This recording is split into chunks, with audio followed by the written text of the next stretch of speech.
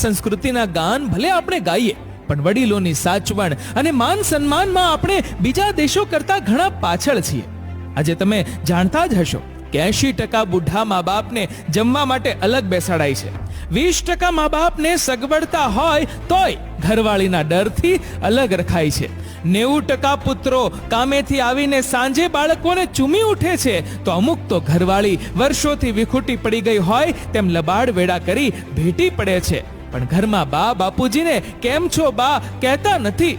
70% મા બાપ ઘરડા થાય ને કંઈ પણ બોલે તો તમને ખબર ન પડે એમ કહીને ચૂપ કરાય છે. 90% ઘરડા માતા પિતાને દીકરાઓ તેના પૈસા બાબતે પૂછતા નથી.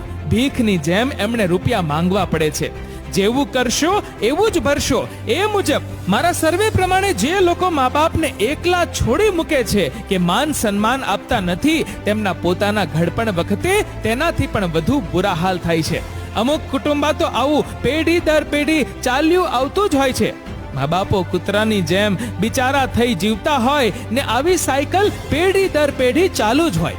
ખરેખર આવા કુટુંબોમાં સંસ્કાર, શિષ્ટતા અને કેળવણીમાં જ ખોટ હોય છે. સમજો, વિચારો યુવાનો, 60 વર્ષ પતિ પત્ની સાથે રહીને જ્યારે તેમાંથી એકાદ સ્વર્ગે સિધાવે ને ત્યારે તેની જિંદગીમાં એકલતા વ્યાપી જાય. ધીરે ધીરે બચપણના ભાઈ બહેનો ચાલ્યા જાય, ઓટા ચોરાના મિત્રો એક પછી એક ચાલ્યા જાય. 80-90 વર્ષે તો તેના તમામ સાથીદાર મિત્રો ચાલ્યા જાય. જેની સાથે જીવવું છે તે તમામ નવા. ઉંમરને લીધે શરીર સાથ ના દે, સંભળાય નહીં. ભાષાના શબ્દો, ટેકનોલોજી, રહેન સહેન, ફેશન પળ પળ બદલાતી હોય ત્યારે બધા સાથે સંકલન અશક્ય બની જાય. ત્યારે જીવવું એ જ બોજ બની જાય. માનવ જિંદગીનો સૌથી ભયાનક અને બિહામણો તબક્કો ત્યારે બની જાય કે પુત્રો હરામી પાકે. આવા સમયે પુત્રવધુઓએ પોતાના બાળપણને યાદ કરવું જોઈએ. જન્મથી જ આપણને ખાતા, ચાલતા, બોલતા અને આ દુનિયામાં આટાપાટા જેને ખંત અને મહેનતથી શીખવ્યા હોય તેને જ્યારે જરૂર પડે ત્યારે આટલા બધા હલકટ વેળા.